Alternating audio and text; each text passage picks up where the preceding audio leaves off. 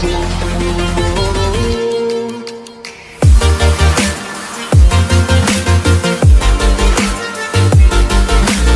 नमः. नमस्कार विद्यार्थी मित्रांनो. इयत्ता 10वीच्या बोर्डाच्या परीक्षेच्या दृष्टीने आपण अत्यंत महत्त्वाची अशी एक नमुना उत्तरपत्रिका बघतोय आणि त्यानुसार त्या कृतीपत्रिकेचा सराव आपण करतोय. तर आज आपण द्वितीय विभाग गद्यम यातील दुसऱ्या उतार्याकडे, म्हणजेच थोड्याफार फरकाने हा पहिल्या गद्यांशावर ज्या कृती आहेत त्याप्रमाणेच कृती असतात, पण अमरकोशातील समानार्थी शब्द योजून वाक्य पुन्हा लिहा ही अशी एक कृती यामध्ये वेगळी असणार आहे. आणि ह्या दुसऱ्या गद्यांशावर आधारित कृती कशा असतील आणि त्यावर कशी आपल्याला उत्तरं लिहायची याचं मार्गदर्शन पण तुम्हाला या व्हिडिओमधून मिळणार आहे. तर आपण आता सुरुवात करूया, म्हणजे तुम्हाला द्वितीय विभाग पूर्णपणे समजेल. त्यामध्ये सरलार्थ कसा लिहायचा, त्यानंतर जी सरलार्थाची कृती आहे ती कशी लिहिणं अपेक्षित आहे, जेणेकरून आपल्याला त्यामध्ये पैकीच्या पैकी गुण कसे मिळतील माध्यम भाषेतील उत्तरं लिहिताना, हे पण आपण या व्हिडिओतून शिकणार आहोत किंवा पाहणार आहोत. म्हणजे तुम्हाला तसा अभ्यास करताना सराव करता येणार आहे. तर चला घेऊया. उतारा घेण्यापूर्वी संस्कृत सिरीज चॅनलला तुम्ही अजूनही सबस्क्राईब केलं नसेल, लाईक शेअर केलं नसेल तर शेअर करा तुमच्या वर्गमित्रमैत्रिणींना, आणि सबस्क्राईब केल्यानंतर बेल आयकॉनला क्लिक करायला विसरू नका.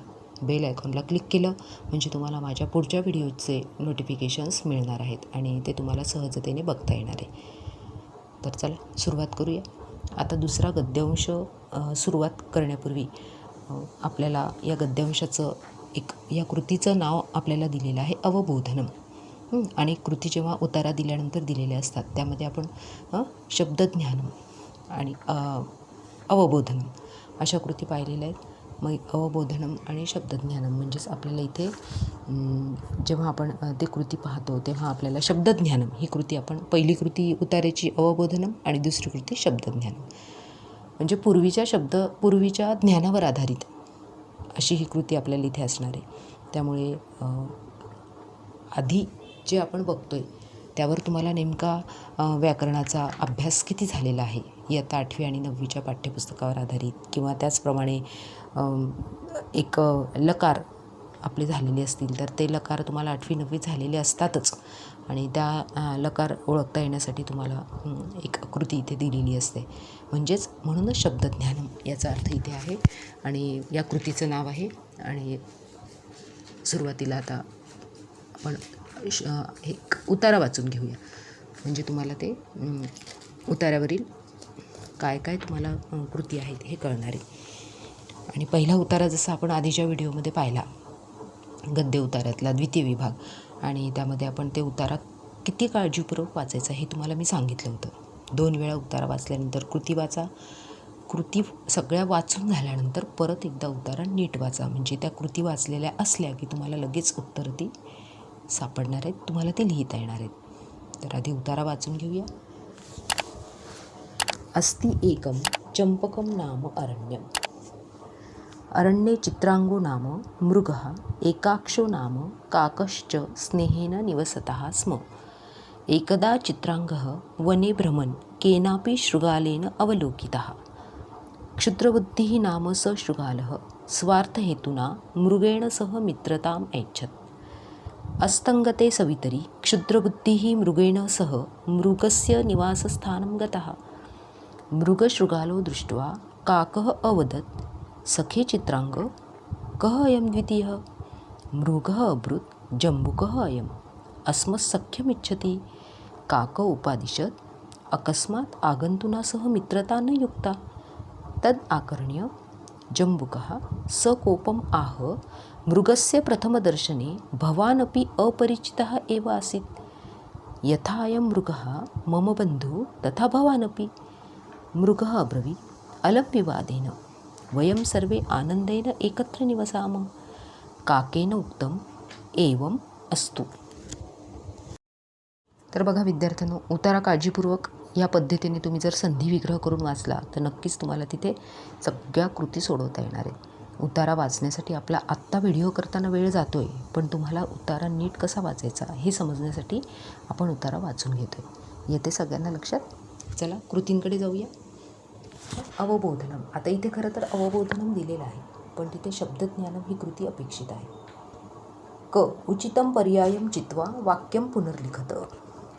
उचितम पर्यायम चित्वा वाक्यम पुनर्लिखत. अस्ति एकम रिक्तस्थानम नाम अरण्यम. दंडकम चंपकम. प्रश्नाचा अर्थ कळला आहे तुम्हाला, कृतीचा अर्थ. उचित पर्याय शोधून वाक्य पुन्हा लिहा. पाठाचा सारांश आपल्याला माहिती आहे आणि अगदी सोपा पाठ आहे व्यसनी मित्र परीक्षा. संपूर्ण संस्कृत पाठ्यपुस्तकातली आपण कृतीपत्रिका सोडवतोय, त्यामुळे अगदी दुसऱ्या धड्यातलाच हा गद्य उतारा दिलेला आहे आणि आपला अभ्यास सुरुवातीच्या धड्यांचा तरी छान झालेला असतो. त्यामुळे तुम्हाला सगळं हे सारांश माहिती जरी असला तरी पण तिथे नेमकं काय लिहायचं आहे, कंसातून तुम्हाला योग्य पर्याय तिथे निवडता येणार आहे आणि ही कृती सोपी जाणार आहे. अस्ति एकम चंपकम नाम अरण्यम. यथायं मृगः मम रिक्तस्थानं तथा भवानपि शत्रुः बंधुः. अर्थातच काय उत्तर असणारे अपेक्षित तिथे, बंधुः. ख. पूर्ण वाक्येन उत्तरम लिखत. ख नंबर टाकून तुम्ही तिथे शब्दज्ञानम आणि क ख ग घ असे हे क्रमांक टाकायचे तुम्हाला दिलेले आणि लगेच त्याचं उत्तर तुम्ही लिहिणं अपेक्षित आहे. पूर्ण वाक्येन उत्तरम लिखत. उचितम पर्यायम चित्वा वाक्यम पुनर्लिखत. वाक्य पुन्हा लिहायचं आहे हे सांगितलेलं आहे. अस्ति एकम चंपकम नाम अरण्यम हे तुम्हाला वाक्य पुन्हा लिहायचे, पूर्ण लिहायचे आणि चंपकम खाली अधोरेखित किंवा तिथं चौकट करायची, म्हणजे तुम्हाला तिथं पूर्ण वाक्य लिहूनच ती कृती सोडवायची. आता पूर्ण वाक्यानं उत्तर लिखितमध्ये आपल्याला फक्त काय करायचं आहे, उत्तर लिहायचे ख क्रमांक टाकून. अरण्ये कौ निवसतः स्म. अगदी आपल्याला उत्तरात दिलेलं आहे बघा. अरण्ये चित्रांगो नाम मृग एकाक्ष नाम काकश्च निवसतः स्म. आहे तसंच लिहायचं, तिथे संधिविग्रह करून नाही लिहायचं. आपण जरी पाठ संधिविग्रह करून वाचला तरी तुम्हाला जिथे एक वाक्य उत्तर लिहायचं असेल एका वाक्यात, तर आहे तसंच तुम्हाला तिथे लिहिणं अपेक्षित आहे. ग कृती बघा आता. वाक्यम पुनर्लिखित्वा सत्यम असत्यम इति लिखत. वाक्यम पुनर्लिखित्वा म्हणजे वाक्य पुन्हा लिहून. अकस्मात आगंतुनासह मैत्री न युक्ता. अचानक आलेल्यासोबत मैत्री करणे योग्य नाही. हे खरं आहे का खोटं आहे, सत्यम वा असत्यम वा. म्हणजे इथे तुम्हाला असत्यम असेल तर पूर्ण वाक्य लिहायचं आणि त्याच्यापुढे असत्यम लिहून संस्कृतमधला उभा दंड तुम्हाला देता आला पाहिजे. येते लक्षात. असत्यम आहे आणि ते तुम्हाला तिथे लिहिता आलं पाहिजे.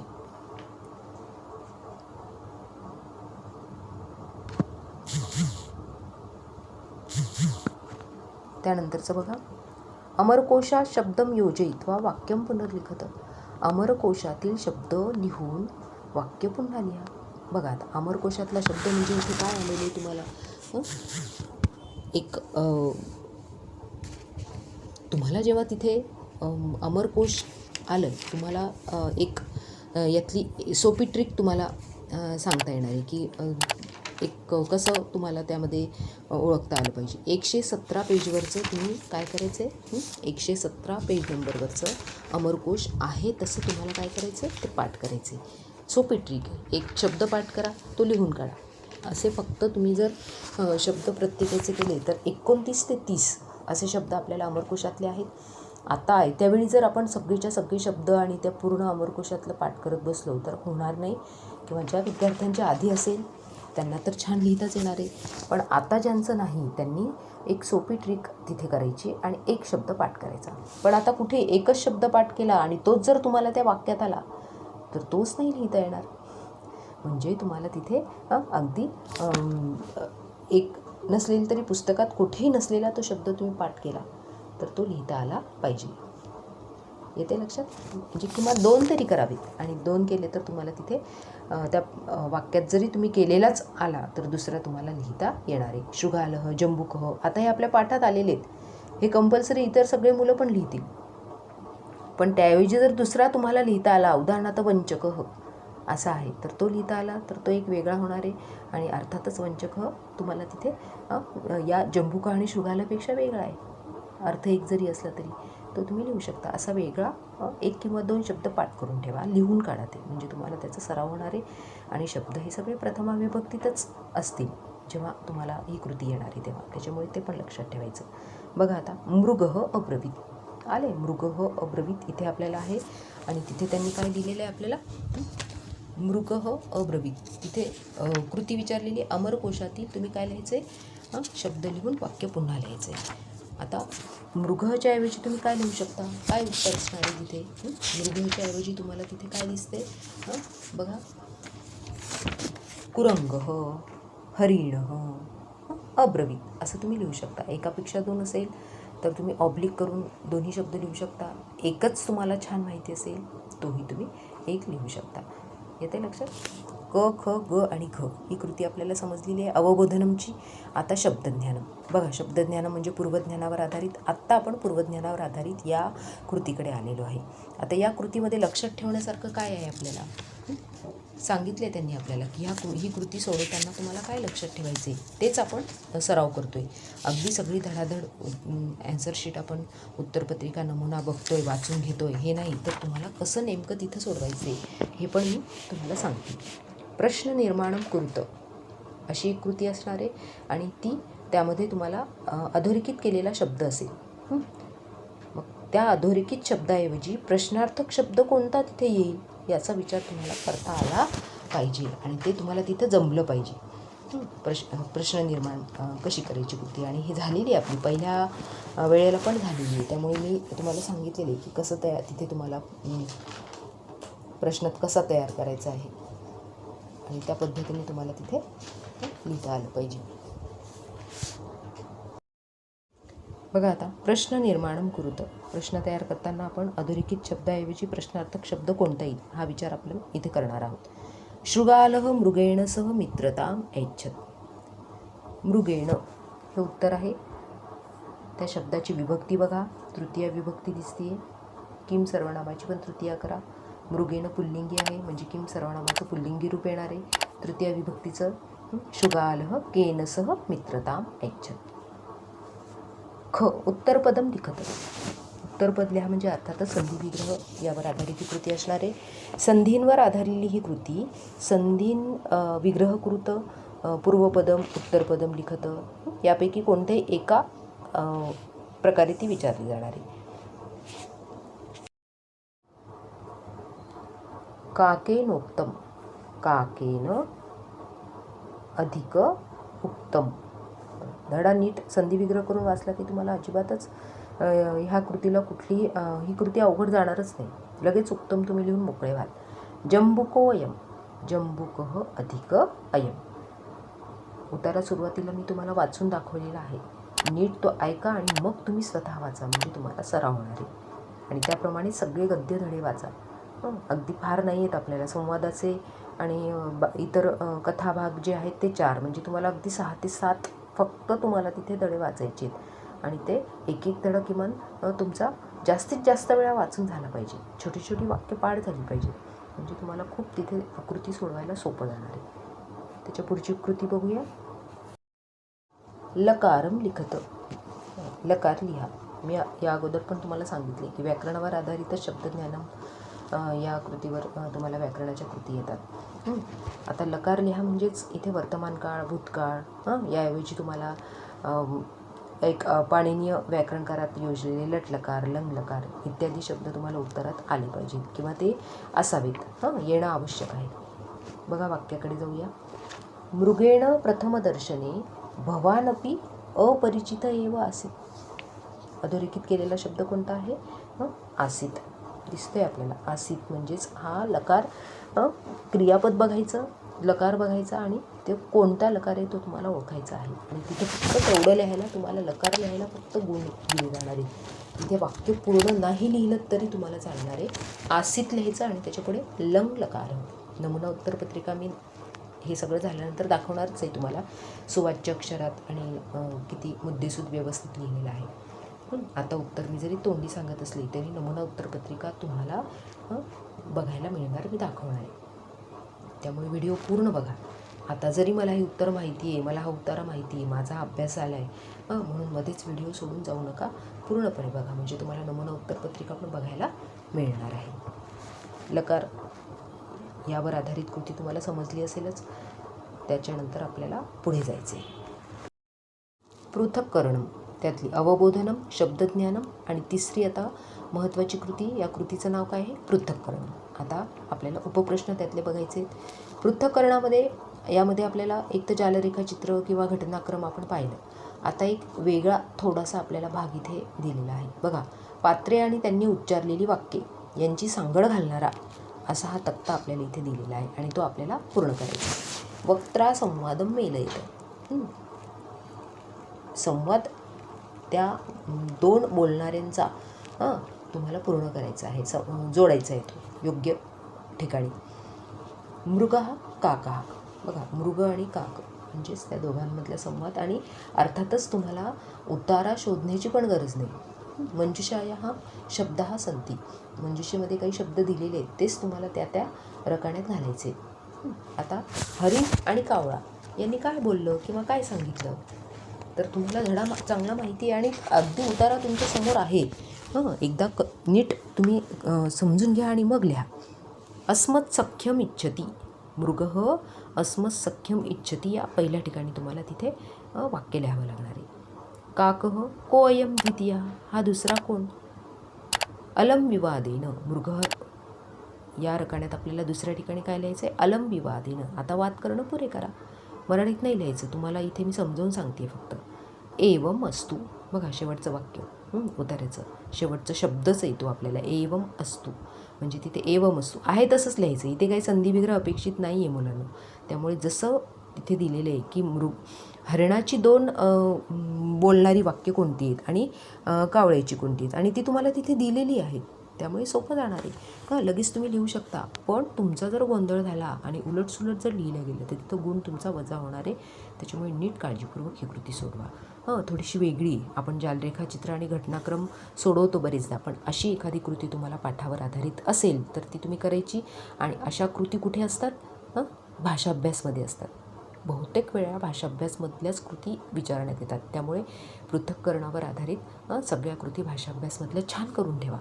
मी तर म्हणते इव्हन सगळा भाषा अभ्यास छान करून ठेवा. बहुतेक वेळेला त्यातले माध्यम भाषेतले उत्तर पण त्यातलेच येतात. समानार्थी विरुद्धार्थी शब्द पण बोर्डाला अपेक्षित असतात त्यातले. म्हणजे जवळजवळ आपला 80% अभ्यास भाषा अभ्यासावरच आधारित असतो आणि तो तुम्ही केला की तुम्हाला अगदी हमखास तिथे एक चांगले मार्क तुम्हाला संस्कृतमध्ये मिळू शकतात. त्यामुळे भाषा अभ्यास नीट छान करून ठेवला तर त्याचा फायदा होणार आहे. बघा, आता त्याच्यानंतरची कृती ई. आपण अ, आ आणि ई. आता प्रश्न दुसरा आ आणि त्यानंतर ई या कृतीकडे आपण जातो आहे. माध्यम भाषेया सरलार्थम लिखत. माध्यम भाषेत सरलार्थ लिहा. बघा, आता माध्यम भाषेत सरलार्थ लिहिताना मी तुम्हाला अगदी माध्यम भाषेतले कोणते तुम्हाला सरलार्थासाठी धडे आहेत हे पण तुम्हाला सुरुवातीला सांगितलं होतं. पहिल्या व्हिडिओमध्ये सांगितलं होतं. ते व्हिडिओ पण तुम्ही बघू शकता. सरलार्थ लिहा म्हणजे काही तिथे तुम्हाला शब्दशः भाषांतर लिहा असा पण अर्थ नाही आहे मुलांना. प्रस्तावना पण अपेक्षित नाही. प्रत्येक शब्दाचा अर्थ तिथं आला पाहिजे, हेच महत्त्वाचं आहे. आणि सरलार्थासाठी आपल्याला नेमकं ह्यावेळेला 2020-21 या तुमच्या शैक्षणिक सत्रामध्ये आपले जे अभ्यासक्रमात कमी झालेले धडे आहेत सरलार्थाचे, त्यामध्ये आपल्याला फक्त एकच संस्कृत नाट्यस्तबक आहे. त्यामुळे तुम्हाला अतिशय सोपं त्यातल्या कुठल्याही नाट्यप्रवेश 3पैकी तुम्हाला एक तिथे येऊ शकतो आणि तिथे पण पर्याय असतात तुम्हाला दिलेले. 2पैकी 1 लिहा. म्हणजे सरलार्थासाठी नेमलेला जो पाठांतराचा भाग आहे नाट्यस्तबकम आणि नदीसुक्तम, पण नदीसुक्तम यावर्षी अभ्यासाला नाही आहे, त्यामुळे तुम्ही ते ओमिट झाला आहे तो सरलार्थासाठी. राहिला नाट्यस्तबक. सुमारे 4 ते 5 वाक्यांचे 2 उतारे दिलेले असतील, त्यापैकी एकाचा सरलार्थ लिहायचा आहे. पण मी सांगितल्याप्रमाणे शब्दशः भाषांतर अपेक्षित नाही आहे तसे शब्द तुम्ही मराठीत लिहा. ज्यांची इंग्रजी माध्यम भाषा असेल त्यांनी इंग्रजी लिहा. येते लक्षात. त्यामुळे तुम्हाला तिथे सहज ते सोपं जाणार आहे आणि अगदी हातचे पक्के गुण तुम्हाला तिथे 4पैकी 4 गुण मिळणार आहे. 4 गुणांचा आपल्याला हा ही माध्यम भाषेतली कृती असणार आहे. येते लक्षात. आता इथे आपण पूर्वीची नमुना उत्तरपत्रिका बघतोय, त्यामुळे नदीसुक्तममधलं आपल्याला एक उतारा आलेला आहे, तो आपण ओमिट झालेला आहे. त्यामुळे इथे आपण कट करूया. आता त्याच्यानंतरचा उत्तर आपण पहिला घेऊया. नाट्यप्रवेश वसंतसेना रदनिका यांचा संवाद इथे दिलेला आहे. आता असाच्या असा तुम्हाला लिहायचं आहे. वसंतसेना दिले ना तिथे, प्रश्न क्रमांक टाकायचा आणि लिहायचं. प्रश्न दुसरा ई, माध्यम भाषेया सरलार्थम लिखत हे पण लिहिणं अपेक्षित नाही. सरळ तुम्ही भाषांतरावर यायचे. भाषांतर म्हणजे सरलार्थावर यायचे.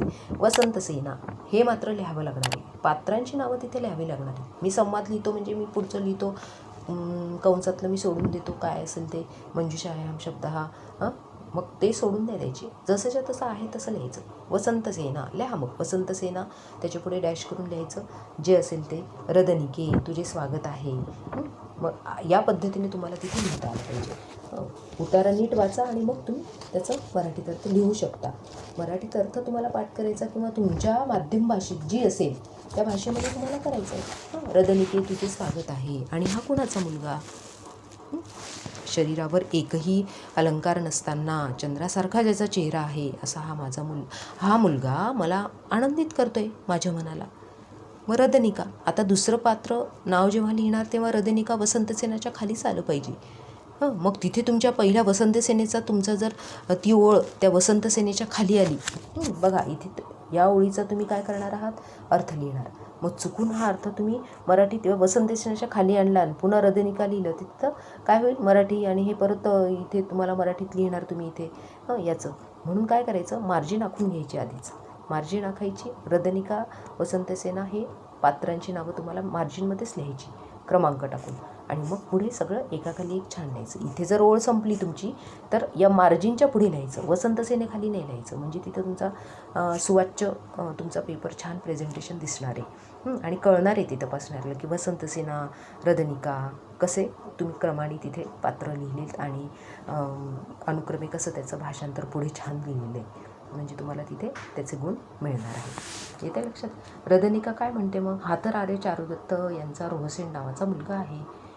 मग वसंतसेनाला खूप आदर वाटतो आणि ती दोन्ही तिचे हात पसरवते आणि काय म्हणते की अरे ये रे माझ्या बाळा, यांनी वडिलांच्या रूपांचे अनुकरण केले आहे आणि हा का रडतोय आता? असं एक थोडक्यात तुम्हाला तिथे सरलार्थ लिहिणं अपेक्षित आहे. येते लक्षात सगळ्यांना? बघा आता आपण तृतीय विभागाकडे जाण्यापूर्वी एक आपली ई ही मोठी कृती राहिलेली आहे. प्रश्न दुसरा ईची. आणि त्या कृतीमध्ये आपल्याला काय नेमकं आहे बघा. तुम्हाला तिथे दिलेलं असेल माध्यम भाषेया उत्तरम लिखत. यामध्ये संस्कृत भाषेतून प्रश्न दिलेले असतात आणि त्याची उत्तरे तुम्हाला तुमच्या माध्यम भाषेतून लिहायची असतात. मराठी असेल तर मराठी, इंग्रजी असेल तर इंग्रजी. एखाद्या वाक्यात प्रस्तावना, नंतर मुख्य उत्तर आणि शेवटी समारोप असे 3 भाग असणं तुम्हाला तिथं आवश्यक आहे. धड्याखालील स्वाध्यायातीलच प्रश्न यामध्ये विचारले जातात किंवा स्वाध्याय म्हणण्यापेक्षा मी आधी सांगितलं भाषाभ्यास. येते लक्षात? म्हणजे भाषाभ्यासवरचेच करायचे आहेत आपल्याला. मग करा. 4 धडे कथापाठ वेगळे काढा, संवादाचे धडे वेगळे काढा. कितीच तुम्हाला माध्यम भाषेतले प्रश्न आहेत ते एका फुलस्केप पेजवर लिहून काढा आणि त्याची उत्तरं लिहा. उत्तरं लिहिताना कसं लिहायचं आहे? कसं लिहिणं अपेक्षित आहे? तर तुम्हाला 2 पैकी 2 गुण मिळतात. ही कृती अत्यंत महत्त्वाची. कुणासाठी? ज्यांना 100 पैकी 100 गुण मिळतात. म्हणजे लेखी परीक्षेमध्ये 80 पैकी 80 गुण ज्यांना मिळतात त्यांच्यासाठी महत्त्वाची. आपण सगळं ते लिहित असतो. हुशार विद्यार्थी पैकीच्या पैकी गुण मिळवणारा सगळं लिहितो. पण जेव्हा माध्यम भाषेतलं उत्तर लिहितो तेव्हा कुठेतरी त्याचा मार्क एखादा जाण्याची तिथं दाट शक्यता असते. त्यामुळे ही कृती त्यांच्यासाठी अतिशय महत्त्वाची. इतर मुलांनी पण लक्षात ठेवा 2 पैकी 2 गुण कसे मिळतील. आपण यातलंच एक कृती घेऊया, एक प्रश्न घेऊया माध्यम भाषेतला आणि तुम्हाला तो कशा 3 पॅरामध्ये लिहायचा, 3 उतारांमध्ये लिहायचा हे तुम्हाला मी समजावून सांगणार आहे. तर बघा. संस्कृत अध्ययनम अन्य क्षेत्रेषु कथम उपयुक्तम. संस्कृताचा अभ्यास अन्य क्षेत्रामध्ये कसा उपयोगी आहे? यालाच तुम्हाला पर्यायी दुसरा प्रश्न आहे. सर्कस क्रीडा या आरंभात पूर्वम किम अभवत. म्हणजे आपल्याला धेनो व्याघ्र पलायितं हा अभ्यासक्रमातून आपल्या काय झालेलं आहे यावर्षी कमी झालेलं आहे. त्यामुळे आपण पहिल्या प्रश्नाकडे जाऊया आणि पहिल्या प्रश्नाचं स्वरूप तुम्हाला मी कसं करायचं आहे किंवा लिहायचं आहे ते सांगणार आहे. प्रतिपदम संस्कृतम. आपण नमुना उत्तरपत्रिकेचं एक उत्तर बघू आणि त्यात तुम्हाला 3 उतार्यात कसं ते व्यवस्थित लिहिता येईल हे तुम्हाला मी सांगणार आहे. तुम्ही लक्ष नीट द्या आणि पूर्णपणे बघा. प्रतिपदम संस्कृतम या पाठात संस्कृत भाषा शिकण्याचे महत्त्व सांगितले आहे. आपण कोणत्याही क्षेत्रात काम करत असलो तरी तेथे संस्कृत भाषेचे ज्ञान आपली जमेची बाजू ठरेल. संस्कृतच्या ज्ञानाचा उपयोग करून आपण कामातील गुणवत्ता वाढवू शकू. या पाठातील या संदर्भातली उदाहरणे पुरेशी बोलकी आहेत. बघा, बोलकी आहेत इथंपर्यंत तुम्हाला पहिला पॅरेग्राफ लिहिता आला पाहिजे. हा झाला पहिला पॅरेग्राफ, पहिला उतारा. आता पॅरेग्राफ चेंज करायचा उतारा आणि त्याच्या पुढचं लिहायचं. व्यवस्थापनशास्त्र शिकणाऱ्या बाईंना त्या शास्त्राची मूलतत्वे सोदाहरण सांगणारे श्लोक संस्कृत महाकाव्यात आढळतात. कायदेशीर सल्लागाराचे काम ते सुद्धा बहुराष्ट्रीय कंपनीत करणाऱ्या गृहस्थांना स्मृतिग्रंथ आणि कौटिल्य अर्थशास्त्र यांचे अध्ययन उपयुक्त ठरेल असे त्या क्षेत्रातील जुने जाणते लोक सांगतात. प्रसाद प्राचीन भारतीय रसायनशास्त्रावर संशोधन करतो. लीनाला भारतीय भाषांचे पृथक्करण व विश्लेषण करण्याच्या कामात संस्कृतचे ज्ञान उपयोगी पडते.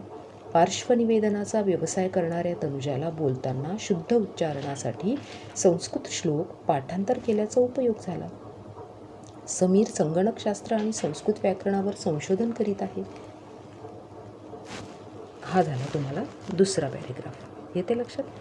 आणि आता हे झालं आपलं मधला आपल्याला सुरुवातीला काय सांगितले की प्रस्तावना अपेक्षित आहे, म्हणजे प्रस्तावना आपली पहिल्या उतारात झाली, बरोबर आहे. त्याच्यानंतर आपण मधलं जे अपेक्षित उत्तर आहे ते पण तुम्हाला लिहिता आलं आत्ता मी सांगितल्याप्रमाणे, मुख्य उत्तर. आणि आता शेवटी समारोप करायचा, तो तिसऱ्या उत्तरात करायचा. बघा, आता हा समारोप कुठून करणार आहात तुम्ही? राहिलेले या सर्वांमध्ये संस्कृत शिकून काय उपयोग असे म्हणणाऱ्यांना संस्कृत भाषेच्या ज्ञानाची उपयुक्तता पटलेली असणे हाच एक समान घटक आहे. संस्कृत शिकून काय उपयोग असे म्हणणाऱ्यांना योग्य तो बोध या पाठातून मिळतो आणि आपल्या संस्कृत ज्ञानाचा आपण कसा उपयोग करून घ्यायचा हे यातून सांगितले आहे. म्हणजे येते लक्षात? हा तिसरा समारोपाचा उतारा म्हणजे कन्क्लुजन आपले इथे पूर्ण झाले. आणि असं 3 पॅरांमध्ये हे उत्तर छान तुम्ही सुवाच्य अक्षरात लिहिलं तर नक्कीच तुम्हाला 2 पैकी 2 गुण मिळणार आहेत. कारण बोर्डाला प्रस्तावना आणि समारोप कन्क्लुजन यासाठी अर्धा गुण अपेक्षित आहे आणि मुख्य उत्तरासाठी 1 गुण अपेक्षित आहे. आणि असे 2 गुण तुम्हाला तिथे सहज मिळू शकतात. हे कुठल्याही माध्यम भाषेतलं उत्तर लिहिताना करायचं, गद्य असू देत किंवा पद्य असू देत. येते लक्षात? तुम्ही जे पाठ करता तेच मॅटर सगळे त्यामध्ये कुठला असा बदल केलेला दिसत नाही, तेच तुम्हाला मुख्य उत्तर असतं. पण त्यामध्ये 3 उतारात तुम्ही जर केलं तर नक्कीच तुम्हाला तिथे पूर्णपैकी पूर्ण गुण. आणि अर्थातच हुशार विद्यार्थ्यांनी हे केलं तर 80 पैकी आणि 100 पैकी 100 गुण तुम्हाला सहजपणे मिळू शकतात. आणि हे इथे लक्षात ठेवण्यासारखं आहे. बघा, नमुना उत्तरपत्रिका आता तुमच्यासमोर तुम्हाला दिसते. क ख ग घ पहिली कृती, पुन्हा क ख ग अवबोधनमची ही कृती उत्तरासह. आपण आत्ता जी कृती पाहिल्या, जी उत्तरं पाहिली त्या कृतींवर आधारित तीच तुम्हाला नमुना उत्तरपत्रिकेत दिसून येतात. आणि कशा पद्धतीने लिहायची हे नीट बघा, समजून घ्या. त्यानंतर पृथक्करणमधला आपला जो तक्ता आहे तो आपण पाहिला. प्रत्येक रकानात कसे लिहिलेले, प्रत्येक वाक्याला अर्धा गुण असे एकूण 2 गुण आपल्याला इथे दिसून येतात.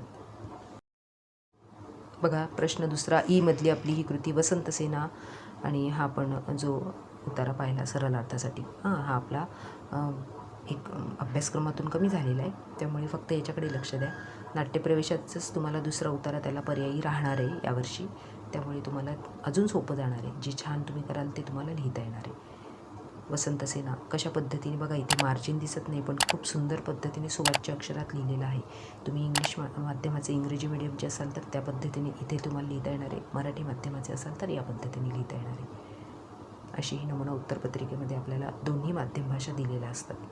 त्यावर सगळी कृती सोडून दिलेली असते, उत्तरं सोडवलेली असतात. आणि सरलार्थ अचूक जर लिहिला तर 4 पैकी 4 गुण हमखास आपल्याला मिळतात. तर हा द्वितीय विभाग आज आपण इथे पूर्णपणे शिकलेला आहे, पाहिलेला आहे.